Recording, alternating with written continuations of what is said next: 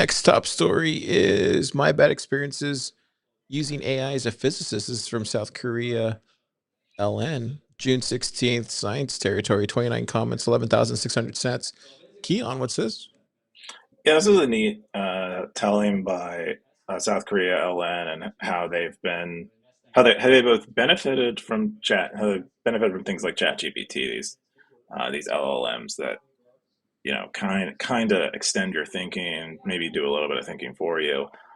How it's enhanced their productivity and saved them time in certain ways, but then has also like kind of fooled them uh, into believing something that's not true, and then presenting something that's not true, but perhaps like worse is presenting something that's not true to other people, as if they believe, as if South Korea LN believes it's true, and making them look bad effectively, and just kind of writing about that experience, in an effort to kind of deal with it, because you don't want to, you kind of want to embrace these things to the extent that they improve your productivity, but you definitely don't want them to harm you.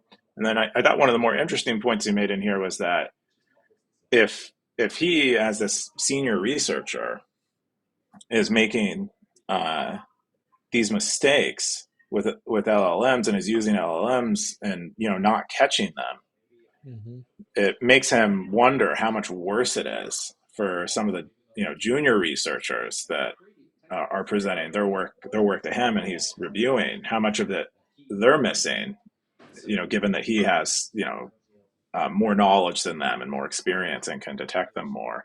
Like, it's probably Yeah. even worse for them, and they might even be more dependent on these. So he's. Uh, I just thought that was kind of interesting. It's mostly it's somewhat of like a journal entry about how not much of a solution. It's just like this is kind of screwed up, and this is like the state of things right now, and it's pretty cool. And then yeah, South Korea and LN asks if anyone else about what their experiences are. So you know what's really scary for me is like so they're releasing a lot of this AI stuff into like networks and into like cybersecurity stuff. That stuff scares me. like because I wonder if like the same thing is happening on that. Like I would love to go back and see like you know what I mean? Like seeing myself in my old career now using AI. I would love to know what that looks like now. Cause I would love to see how screwed up they're like it's messing up some of the networks now. Or if that's even happening. Like and then like to what degree and how, what are some of the fail safes that they're doing? Or if it's helping it, you know what I mean? Because like I see what's happening on the dev side. Um, yeah, anyways, that's just what I think about.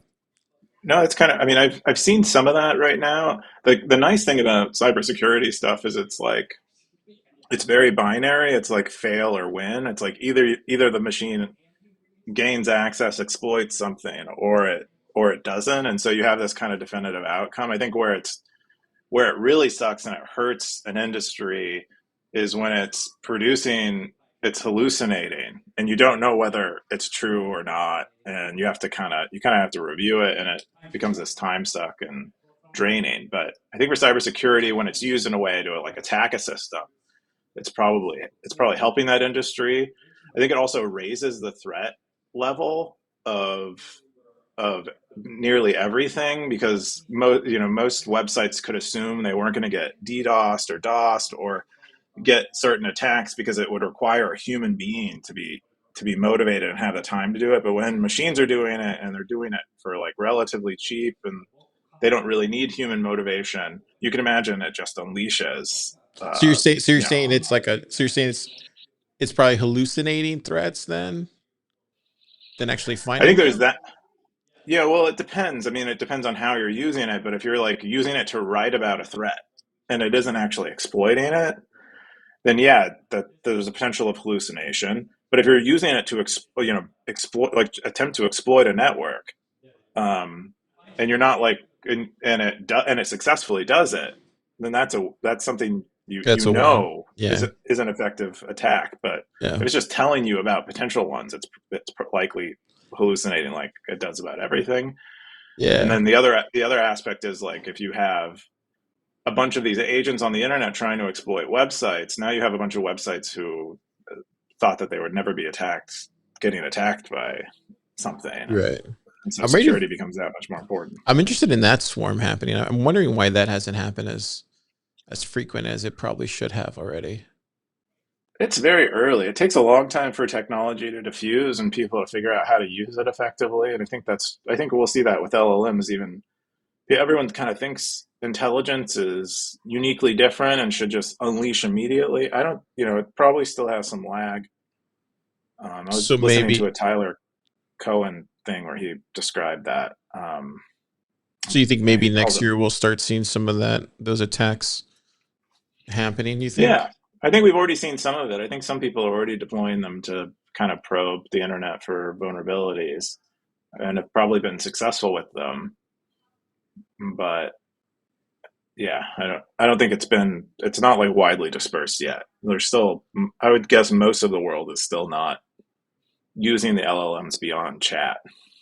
Yeah, and see that's my whole frustration with kind of what the devs are talking about with trying to open up the all the open proposals that are out there. It's just kind of like, is this the right time to be?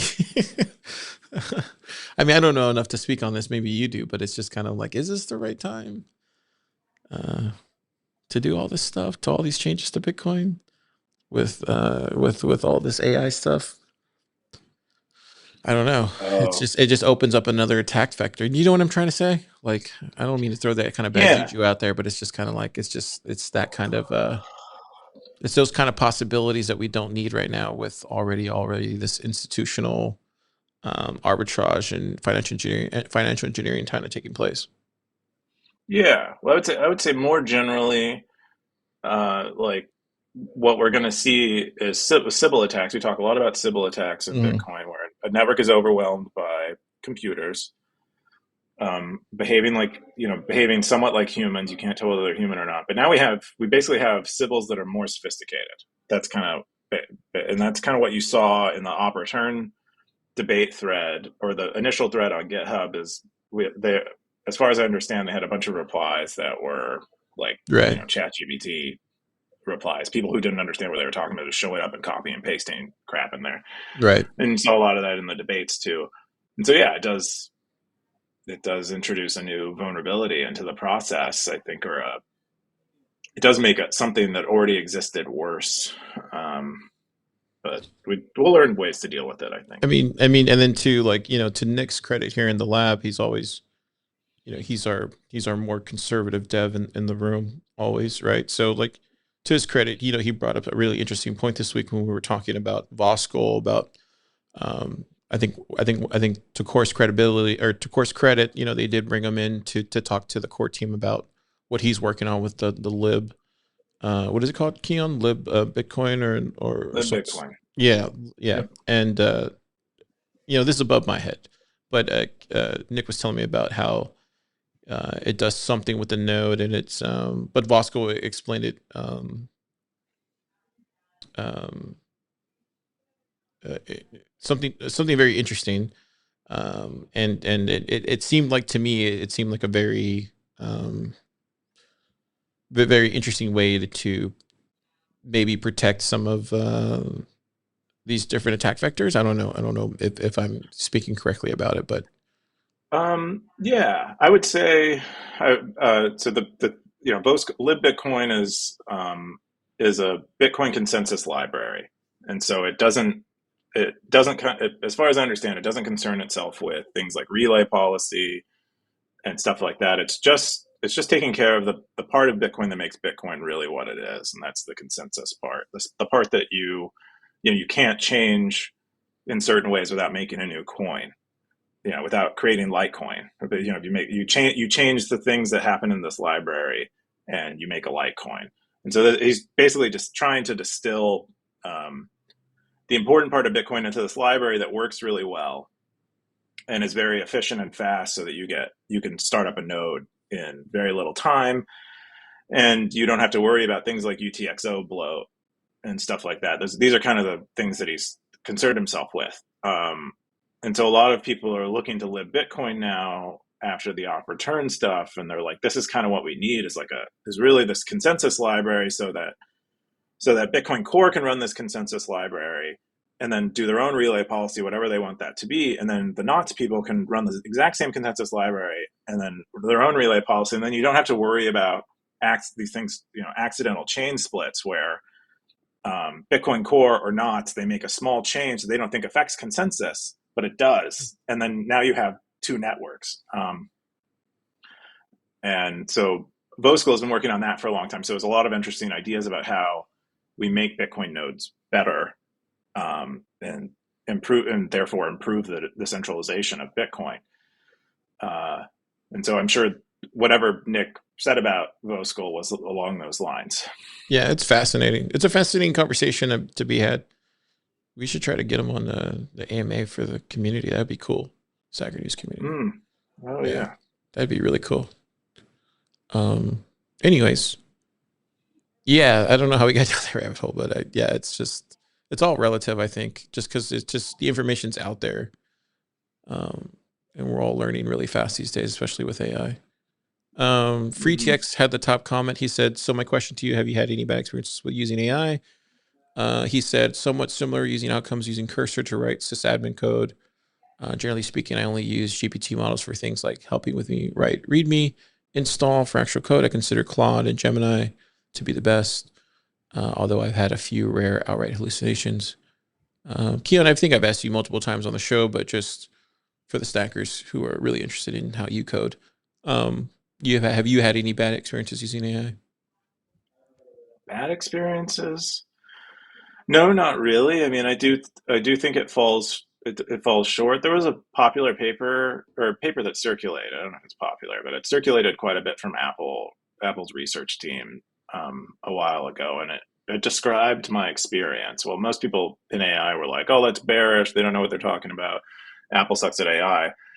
It does. It basically what they said is there's like three categories of problems, and the categories they basically, you can imagine one is like a very low level complexity, two is a medium level complexity, and then three is a high level complexity. And what Apple's research team concluded was that AI does really good on categories one and two. So when things don't get too complex, it is better or as good as most programmers. When you get to category three things, it just has it just kind of falls apart. And that's been my experience. Is like there are for things in one and two, it's amazing. But then I try to give it something quite difficult, something that will take me more than a week to do myself, and it doesn't really understand even the problem. Like that, at least that's what its output sort of indicates, is that it kind of underappreciates the complexity level. And that might just be, that we need to change. These systems might already be smart enough to do it. There's just like using the input wrong or something. But that is my experience. And the whole team, we use Claude Code. I think the next story we're going to cover is from Simple Stacker, who's been contributing to our open source project. We're trying to we previously used some AI code review tools, and we've reintroduced them and see what they do a year later. But I haven't had. Otherwise, I haven't had too bad of experience. We do get a lot of like open source contributions that are, I think, low effort, low thought, and they're just like AI output. And so we have to basically, Yeah. it's kind of spammy. Oh wow. That's maybe the worst thing. Oh wow. So you consider that spam now? Interesting. It is. Yeah, I Wow. would say AI writing in general is spam. Uh, Yeah. there is If you're using AI for pre-production work on writing, post-production work on writing, I would say that isn't spam. But if you're using AI to think for you, spam. I don't, because it's Yeah. like I still don't think the quality of thought is very high Yeah. most of the time. Yeah. I can agree with that. Totally.